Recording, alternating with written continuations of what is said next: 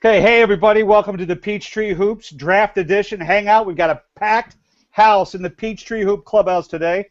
We've got with us, as always, the manager, the lifeblood, the go-to guy, the machinist, Chris Willis, with us today. Hey, Chris. How you doing, Jay?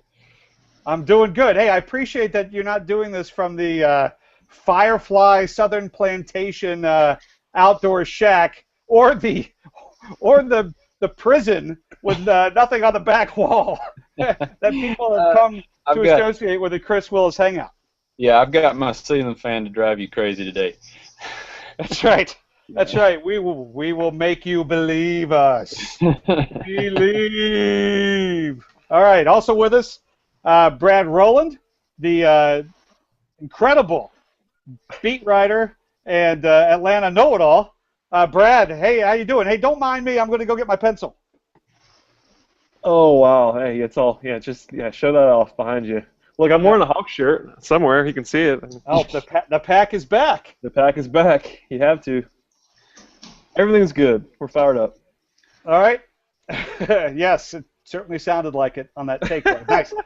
Nice. Also, the latest addition to the Google Hangout team. You know him as the Red Rev. He is the draft expert of Peachtree Hoops. Patrick Laney is with us today. Patrick, welcome. Hey, it's great. I'm looking forward to it. It's exciting to get on here for the first time, so hope I can. I don't know if I'm an expert, but I sure enjoy talking about the draft. Yeah, and it certainly shows. If anybody hasn't been to the site and gone to Patrick's draft section, I don't know what you've been doing, because Patrick has had it all covered for months now, breaking down. He's had 3 big boards. He was the first guy on KJ McDaniels, and hey, Chris Willis open capture. Smile. All right. There you go. And he's had it pretty much covered the whole way. So great to have Patrick with us as we break down the Peachtree Hoops draft. Okay. So it's a big draft, guys. It's epic. We're certainly glad that we have the 15th pick in this draft. And Chris Willis can't stop playing with the machinery. He doesn't know that it throws the host off. I'm not a paid professional, Chris. He probably knows, is my guess, actually. Oh, okay. Well, that's good. He's probably getting a picture of me just in case I ever shave my Santa Claus beard off. But this draft, guys, is totally loaded, and the Hawks are right in the middle of it all, coming off a playoff stint. Let's talk about the draft and what you guys think that this draft means in terms of the depth of the draft and what it might mean for the Hawks. Let's kick it off with Brad Rowland, who's been on hand at most every Hawks game this year. I think he's on the Christmas card list this year. Brad, this draft is huge, isn't it? Absolutely. I mean, it's absolutely loaded. Not only at the top, but I think the middle is really deep this year, especially when compared to the last couple of years. Last year was pretty thin at times, but like there's from 5 to 20, it's pretty much you're kind of getting the same sort of area. And it's a really good. It's a loaded deep draft, so it's exciting. Yeah, Patrick, you agree with that? Anywhere from 5 to 20, we're going to see the same type of quality player available?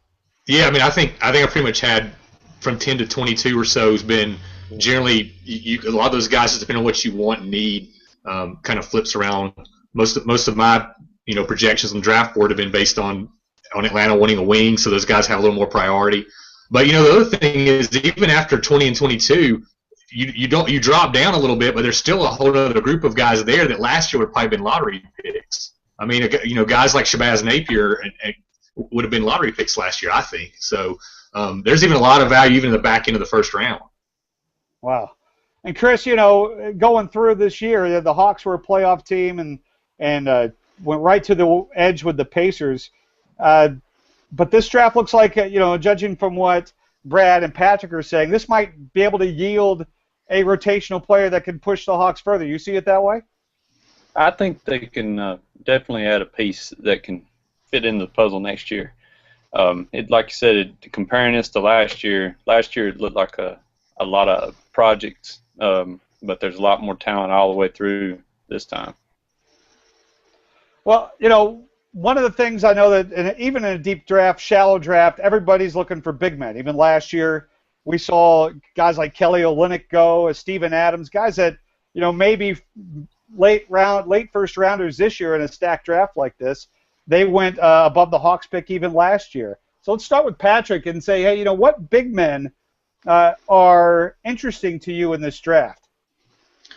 Well, I don't think there's. I mean, if there's a hole in this draft, it's with big men, which is kind of a hole in apparently what we're producing as a world culture right now in basketball. But I think the only player for the Hawks is a big man that might be able to help right away. If we're talking about 15, would be the possibility of getting Adrian Payne. I think it probably would make sense to move back a little bit if you wanted to take him. But there's not a lot of good options for big men if you're wanting help right away. I think in the second round there might be a Patrick Young or a player like that might be able to help you off the bench. But I just don't think you're going to get a rotational player of the bigs other than Adrian Payne. Now, the obvious intrigue would be with Nurkic and Capella, who are both tremendous prospects, but probably not ready next year. So I think those are two big men that people would love to stash, and they might fit in there at 15, so we'll have to see. Now, where does obviously the news came out recently about Joel Embiid from Kansas. Where does his injury kind of slot him in this draft and on your big board? Well, I've had him number one for a while now. It's hard when you're with what we get to see to know what the real injury is. I think at this point, when you've had a bad back and a bad foot, though, it gets really scary that, wait, this guy could just be injury prone. I think he would still go number one in a normal draft, but I think there's just too many people there for someone to take that risk right now. So I think he probably falls down kind of like Nerlens Noel did last year and might fit in behind 5 or 6. Noel had no business falling away from top 2 or 3, though. That was ridiculous last year. Yeah, it just goes to show, guys, where the injury scare does come in this draft. These draft picks are very valuable. They're very cheap, controllable talent for 4 or 5 years, and missing on a guy like, well, let's say what Portland did with Greg Oden, missing on him and missing out on the shot at Kevin Durant, Al Horford, Mike Conley, and those type of guys. It's a real loss as far as an asset goes. Let's let's keep going. Brad, is there any big man that interests you in this one? My favorite big man, other than Embiid, is Adrian Payne, which is the same one that Rev mentioned already. There's obviously a lot of intrigue about Saric. I've seen some people have him up in their top 6 or 7 in the draft. That's probably a direction where I wouldn't love to go at that early. But if you're talking about him, if he falls to the late lottery, out of the lottery, it'd be intriguing. Been really productive in a good league in Europe. After that, you're talking about the group because now we already talked about Payne, Nurkic. You've got Capella's kind of stocks all over the place. Like some people have him in the lottery, some people have him, in the late 20s. And then behind that, you're going down almost all the way to Mitch McGary, who's talking about late first, early second round pick. So, like Rev said, big men is probably the weakness of the draft. Pure big men, especially even Payne. Payne's more like a stretch 4, could probably play some 5, but he's a shooter first and foremost offensively. So even then, it's not a draft for centers aside from Embiid, and there's obviously lots of questions there. So yeah. So Chris, some draft pundits think that the Hawks have a gaping hole. Do you agree with that statement? No, I don't agree with it. I'm on record in saying the Hawks have an all-star center. He just happened to have been hurt this year. I don't see center as a gaping hole there. Sure, the Hawks could use some more depth, but that's not necessarily something that has to be filled in the draft. And plus, there is also worth mentioning that they drafted a center last year, and he played in Spain this year and will be at Summer League, Lucas Nogueira. That's a great point, and if Lucas will stick, which most feel like he'll have a real good shot at doing it, along with guys like Mike Muscala and some of the troop there with Millsap, and maybe we just have to redo the Paul Simon tune and record "You Can Call Me Al" and send them around, and let them know that this would have been a 3-time All-Star center last year had he not gotten hurt. Let's shift our focus over to the forwards. We'll go back to the Red Rev. and we'll kick off the forward discussion. Patrick, what are we looking at here in terms of small and power forwards? Well, I think that's where we're really lucky as far as having the 15 pick. Because I think it just happens that where the best players available are around that area, that's the place the Hawks need somebody. I think the biggest thing that Atlanta would love to get is someone to back up Carroll when he's out. I think the biggest drop off on our team this year, Carroll wasn't the most valuable player, but when he was out, we had no answer for defending a good wing player. I mean, you could make an argument that at times he was the most valuable player for us just because of how much we dropped off. I think there's a lot of guys that could help there. Kyle Anderson is someone it's worked out twice for the Hawks. So he's someone I've kind of thought would be with the Hawks for 4 months now. There was even some college games this year where people quoted Danny Ferry talking about Kyle Anderson. So, I think, just to go ahead and be up front, I think he's the guy that most projects to be in Atlanta at that 15 spot if you're going to pick somebody. I think James Young, some people have him as a shooting guard. I think his potential is more at the small forward position. I think that's where he really can be a special player. He's a lot longer than people thought, so I think that's an intriguing prospect. I think there's a chance that we could move up and get Sarr who's more of a small forward, power forward. I think that's the only guy I see Ferry moving up to get. So those are the names I think we're talking about at the forward position. But there's still Clee Anthony Early, Rodney Hood. There's a lot of good, experienced college players that I think might have a chance to play in the rotation next year if Atlanta drafted them. Let's go over to Brad and ask, hey, do you think wing was as big an issue as Patrick is saying there, and which of these guys would you want to see as a Hawk? Yeah, I mean, I think wing certainly was an issue when you're talking about Cartier Martin as the primary backup for most of the year. It's not a shot at Cartier. He actually outperformed anything, I think, any rational expectation. He was actually pretty solid for what you'd expect from him. But at the same time, that's a position that's got to get upgraded, whether it's through the draft or maybe in free agency. I mean, with somebody that's a cheap veteran. So that's obviously, if you're talking about the gaping hole, as we referred to earlier, it's probably with backup small forward, like Rev said. I mean, and the same thing. There are so many options. I mean, even if you look at the top 10, which we're not going to get too deep into, half the top 10 is forwards. You're talking about Noah Vonleh and Julius Randle and Aaron Gordon and even Doug McDermott could be up there, like those kind of guys. And then you get down to where we are, and I'm also a fan of James Young. I think he measured 6'8", 6'9", which is, I guess, bigger than I thought he'd ever be. Even if you get a little bit deeper, T.J. Warren led the ACC in scoring. Not a guy that I love as a fit for the Hawks, but as a player, I think he could be a contributor right away somewhere. Even Rodney Hood, same sort of thing. I mean, P.J. Harrison could be good. He's probably more of a shooting guard, but a swing man that can shoot right away and probably come in and be not an impact player right away, but be able to contribute pretty quickly after the draft. So yeah, it's a position where you could almost throw a dart and land on any of those guys, and they could probably all help in some sort of way as a rookie. I'm confused because I didn't hear that center or point guard was the greatest need from you, Brad. I thought I heard you say a wing, but that can't be true. I haven't seen that anywhere. Wow.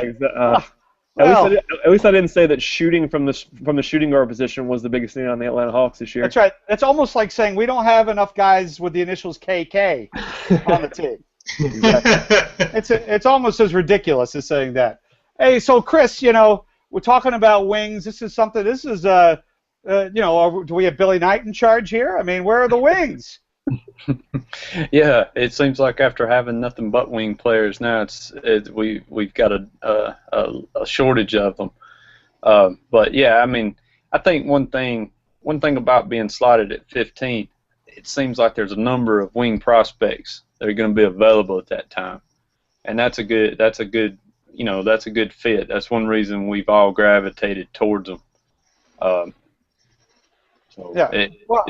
I've got the solution for us here. I've got the solution. I just was handed a note that Marvin Williams is a free agent this year. Problem solved. Problem solved. Listen, Marvin's been better than you think you've been. Here we go, Brad Rowland. That's all I'll say. Brad Rowland greasing the floor. I wrote about 2 paragraphs about Marvin, and then I decided to scrap it because I thought I'd get blown out of the Peachtree Hoops comments if I wrote a piece about Marvin. Don't you back down, Brad Rowland. Don't you back down like that. You feel it, you write it. Could be a valuable forward, plays defense. It's not going to happen, but it actually would fit if his name wasn't Marvin Williams. People would be interested. That's all I'm saying. I'm interested for the right price. If he wants to come in on a Brendan Wright type contract, I mean, come on. Nobody hated Marvin. Remember, Marvin Williams got a standing ovation when he came back from one of his injuries. I think it was his back injury. He got a standing ovation from the Atlanta crowd. Nobody hates on Marvin Williams. I just wish they had Chris Paul instead. I'd like to say let's get off of point guards, but we need to talk about those. Point guard, Patrick. Point guard in this draft. What is the depth of the position in the draft, and is it something the Hawks might look to if nothing else is there? Well, I don't see Atlanta taking a point guard in the first round. I could see it in the second round just because there's someone there that you're going, gosh, how did this guy fall this far? One thing is I think it's probably positions the deepest in the league, so there's not a lot of teams that need point guards. And then on top of that, you got a lot of really solid guys in this draft. So I think in some ways point guards are probably lower on the boards because there's not a lot of need for it. But there's a lot of when you got guys like Shabazz Napier sitting, he's not that much different than Kemba Walker. And Kemba went as high as he did, and now we're sitting here and Napier's probably going late 20s. There's just a lot of, even guys like Russ Smith, who are an intriguing combo guard.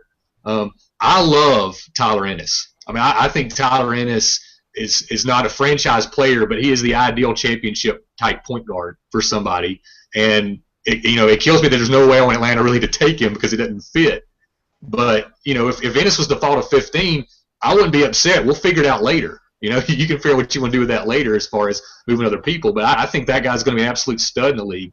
Marcus Smart, I wasn't sure he was a point guard before this season. I think what he best accomplished in this college basketball season was I think he showed that he can be a point guard. And we know he can defend. So, he'd be intriguing because you probably can play him off the point for a little bit, especially with a guy like Teague that can shoot. So if Smart was to somehow fall, you move up to 10 to go get him because he's fallen.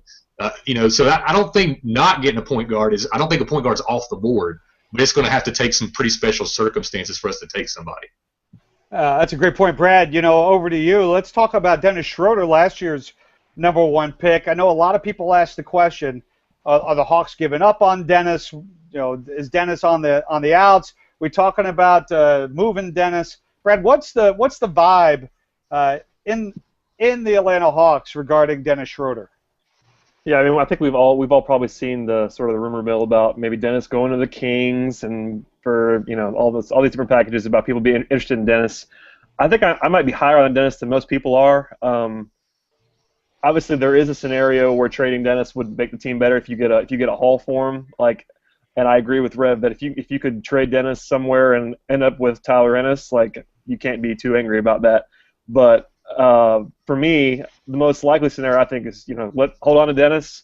Shelvin's a free agent. It's very possible that Shelvin Mack could be back, but if he's not, and you hand the backup reins over to Dennis, that would not upset me at all. I think he's got a lot of room to grow, especially with one full season under his belt. You get a full off season. He's been in America. He's more comfortable, and you see the talent is there. You watch him. There's always flashes. And another year under real coaching here and learning the system, I think he could be much better in year 2 and a solid backup if nothing else. That's you kind of want more out of your 17th overall pick or whatever it was. I think that's right. But in year 2, could be a solid backup. And as long as you got Dennis on the roster, I agree that taking a point guard, unless it's something crazy like Smart falling or somebody the Hawks just love, and even then, I don't think you want to carry Dennis and a first-round point guard. So you're probably looking to move Dennis. As soon as you did that, you'd be trying to trade Dennis. So personally, I'd rather hang on to him and draft his quality wing. Now we know, Brad, that serious information out of the Hawks coaching staff and front office is, shall we say, hard to come by. But what's the general consensus about Dennis? when you're asking questions to them or when they've played? What is the vibe that the coaches may have on Dennis? Yeah, hard to come by is a good adjective just for everything. But I mean, I've always heard everything is positive. Even when they sent him down to the D League for that stint last year, even when he was down there, we would ask Bud about it. Have you seen Dennis? Everything he said was always positive. He's learning. He's coming along. And that's kind of the answer you're going to get regardless of whether he was actually coming along or not. You're probably going to get that same answer. But I feel like at least Bud likes him. I feel like if Shelvin didn't emerge like he did, I think Mac outplayed any expectation that pretty much anybody had for him this year. And if he hadn't emerged, we would have seen a lot more of Dennis. It was kind of a luxury to be able to use Shelvin the way that the Hawks did. So it's kind of an unusual circumstance. But I think if we gave Dennis some more regular playing time, he'd grow, and it would be people wouldn't be as down on him as some people have shown themselves to be recently. That's a good point. Now, let's move on. Now, we've done a good job of setting up each position in the draft, and then we've kind of talked about where that would fit, what we think the Hawks would fit. Let's play a little game I want to call Trade Up, Trade Down, Hold the Pick. And we'll start with Chris on this one. Chris, if they were going to do one of three things, would you want them to trade up? Now, this is assuming, obviously, we have to give up something to get to trade up. Trade down. The pick's where you are, you're not comfortable with. I'd rather see us trade down to take one of those guys. Or do you like where they are at 15 and you're going to hold the pick? Chris Willis. I'd hold the pick. I'd stay at 15. There's a number of guys there that should be there in that range that I think are good fits on the wing or even at another position. I think you're going to get good value there. And I think there's a very good possibility that some of the guys that have been projected higher might slide. So like Rev said earlier, it's wide open right outside the lottery. A number of guys that could be projected at the back end could end up sliding and being available for Atlanta. So I'm staying put at 15. All right, let's go over back to Brad. Brad, what would you do? Would you want to package something and trade up, trade down, and get a little something else, or stay right where we are at 15? I'd probably stay where we are. I think the one thing I wouldn't do is move up. Unless you can get into that elite level, which would take a whole lot of stuff that I'm probably not willing to give up. I think going up to somewhere in the 8 to 12 range would kind of be not. I mean, obviously you're going to get maybe a slight upgrade, but I think you'll be overpaying for what you actually get in terms of value compared to 15. I'd probably rather stay home, take whoever's left out of the James Young, maybe even somebody like Gary Harris or Nick Stauskas falls to the Hawks. I mean, it's tough to know without knowing exactly who's available at 15, but I'd be more inclined to go back than I would be to go up, based on what I see in that mid range. I feel like even if we went back, 3 to 5 picks and up in late teens, early 20s, you're going to get somebody that could help you right away, plus some more depth, and you might land with somebody like KJ McDaniels, Patrick Sky, or Clay Anthony Early. I like a lot. There's some guys in that early 20s range that would be solid picks and might be able to add some depth too.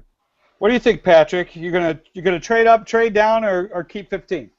Well, Brad set me up perfectly there. I think you can't mess up pick 15. I mean, I think if you stay there, there's a lot of good options. You can't mess that up.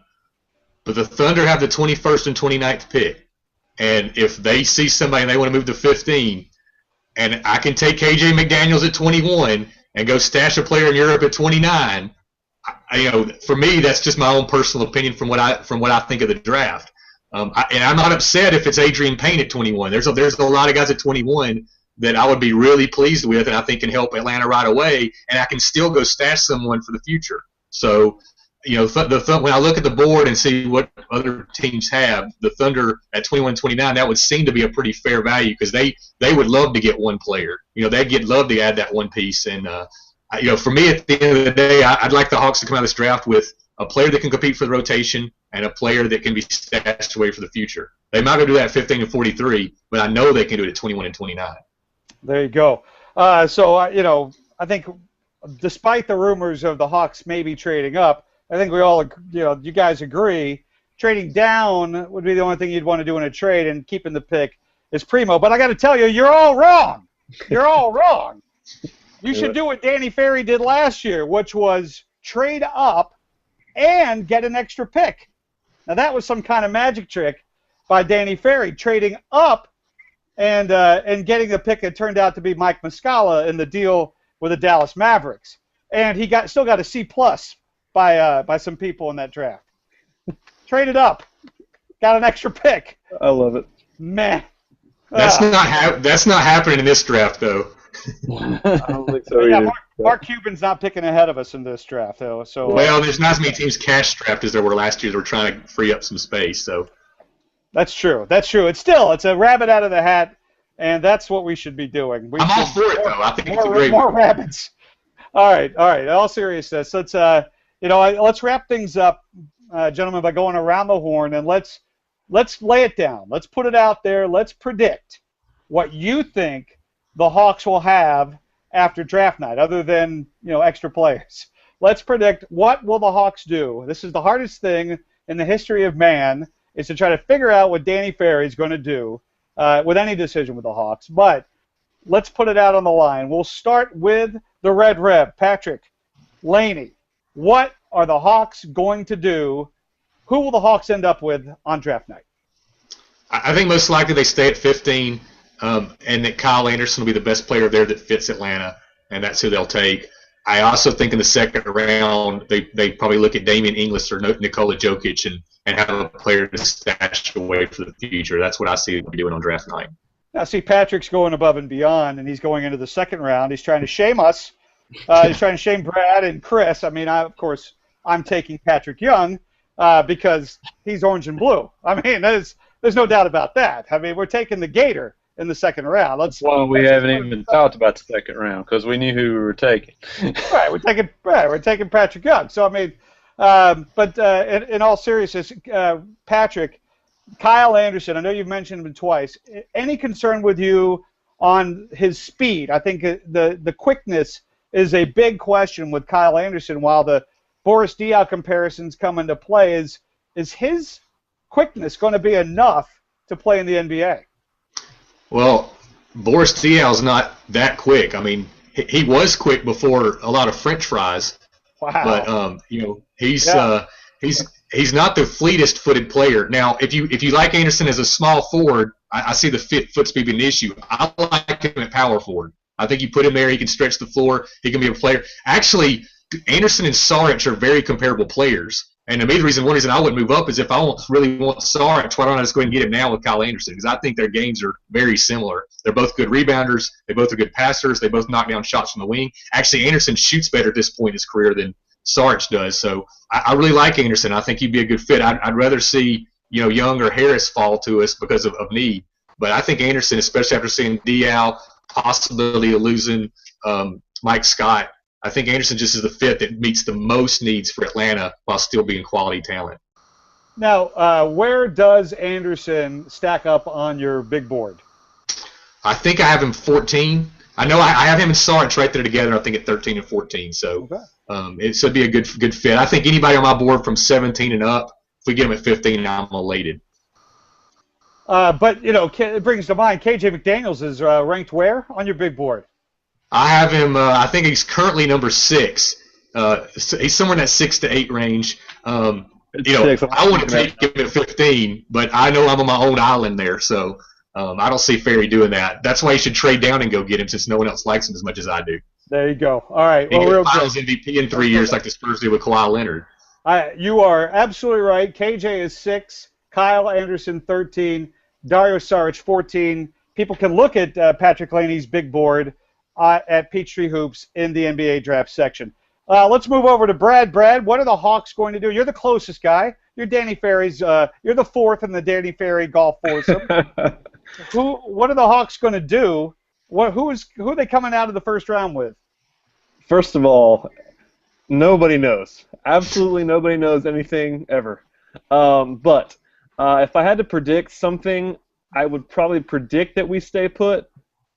With very little confidence there.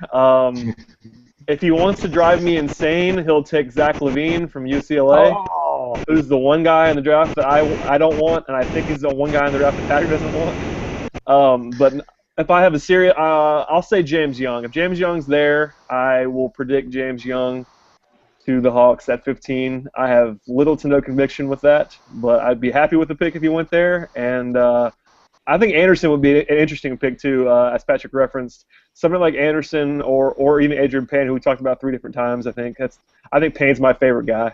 And that would be have some interesting ramifications for Mike Scott too, who is currently your backup power forward. If you draft somebody that's in the Anderson, Payne mold, or even Saric, you're looking at maybe Mike Scott on the outs. He is a free agent anyway, but maybe you just let him walk away if you get somebody that can play power forward. But I'll go James Young. Let's go back here. That's okay. James Young's the pick, number 9 on Patrick's big board. Let's go back, though. I detected a bit of angst around the possibility of Zach LaVine. Reset Zach LaVine for us, Brad, and tell me why you don't like the fit for the Hawks. LaVine is, I think, is the poster child for the workout guy.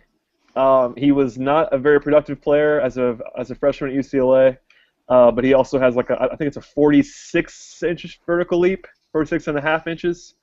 And he's and people think he can play both point guard and shooting guard.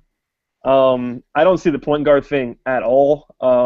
That doesn't really affect much because I don't think the Hawks need a point guard option anyway.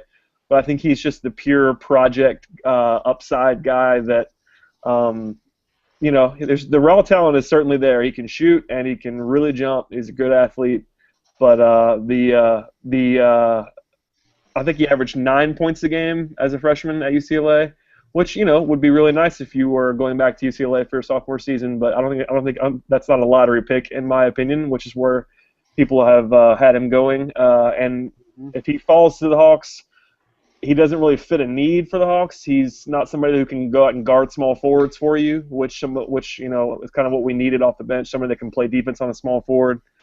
Even somebody like if the Hawks landed Gary Harris, who's a shooting guard. He's a good defender though, so you can play him and Corver together, and you can do some things.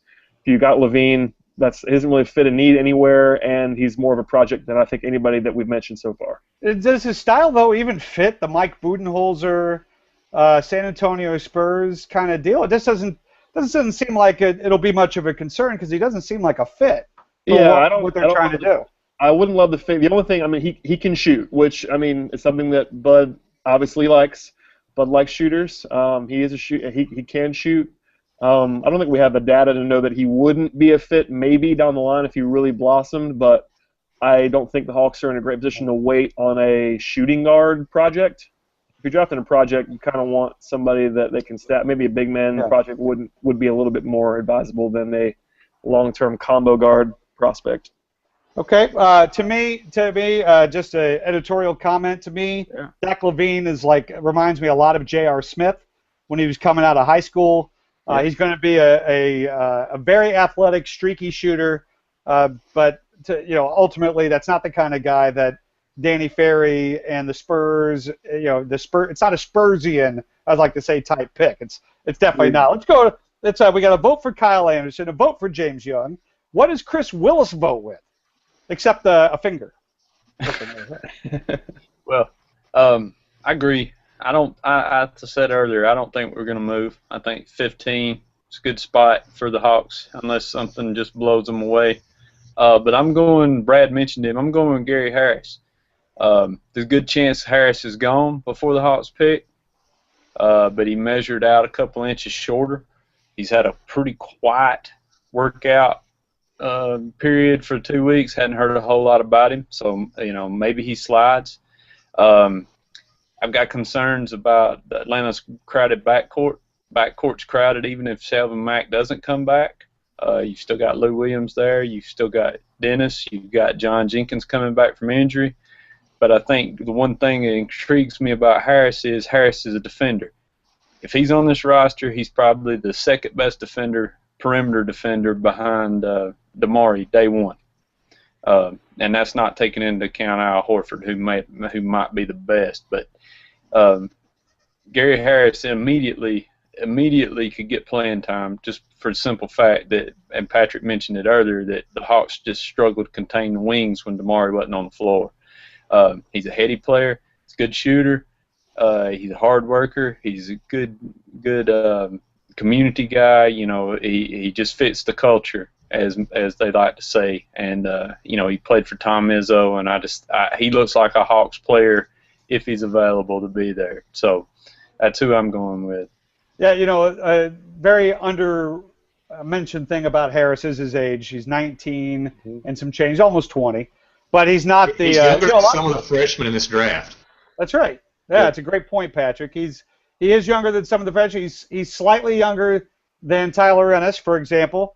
And, you know, it just seems like he's been around a little longer because he played 2 years, which is like a lifetime now in the NCAA. So... Dario Saric, just a shade over 20. I'm just looking down at some of these. Nick Stauskas, who I'm surprised Brad didn't take at least 3 minutes to talk about. It's my guy. Stauskas, but probably not. Seems like guys like Stauskas and Doug McDermott, a guy who was originally linked a lot to the Hawks, tend to rise on draft day along with some bigs. So it will be interesting to see who slides down. And maybe Chris is absolutely right. Maybe it's Gary Harris, who's one of my personal favorites in this draft. Excellent defender. Kind of a bit of a duplication in terms of size and skill set offensively than John Jenkins, the forgotten man in Atlanta, sadly. Love Johnny. But, you know, you can't. I don't think you can worry about that in a draft. You take the best player. If it's a duplicate of what, or somebody that does something a little bit better, that's what you do. And that's why it was so successful in 2007 when the Hawks ignored the fact that they took a dud in the front court and Sheldon Williams and went ahead and took Al Horford. So, you know, I would like to see Harris get taken young, but I would say that, you know, on draft night, my prediction is the great predictor says that Danny Ferry is going to pull some kind of rabbit out of his hat, and all of us will be left with our arms in the air. We wave them like we care, and then we'll come away with some magic. It'll be an exciting draft night, and I'll be happy as long as Patrick Young is a Hawk by the end of the night. That'll be terrific. To add to the front court, the gaping front court, the gaping hole. That's right, the gaping hole. And we can also. My other prediction is no matter what happens, if Danny Ferry somehow managed to get the top 3 picks in the draft, in this draft, he would still get graded as a B, C+. So. That's my prediction. It's just something about the Hawks just brings out the average score. I think it's predetermined. But it's been a great one. We got Kyle Anderson, James Young, Gary Harris, and an anti-Zach LaVine vote through this. So want to thank Brad Rowland, Chris Willis, Patrick Laney. And I'm going to go ahead and thank myself. What the heck? Absolutely. For this epic Peachtree Hoops draft roundtable hangout extravaganza. Get to Peachtree Hoops. Go to the draft site. Come on draft night. We're going to have it all covered. Brad Rowland is going to be in 3 places at one time. It's going to be unbelievable as we go through the draft. Chris Willis is going to be making punch and serving maple logs at his palatial home on a plantation, and Patrick Laney is going to be devising ways to meet KJ McDaniels at the airport. So we thank everybody for tuning in. Thanks for sticking around this long. If you have any questions, I know that we will be posting this on the website. Please feel free to add your comments in, and please be gentle. Thanks, everybody.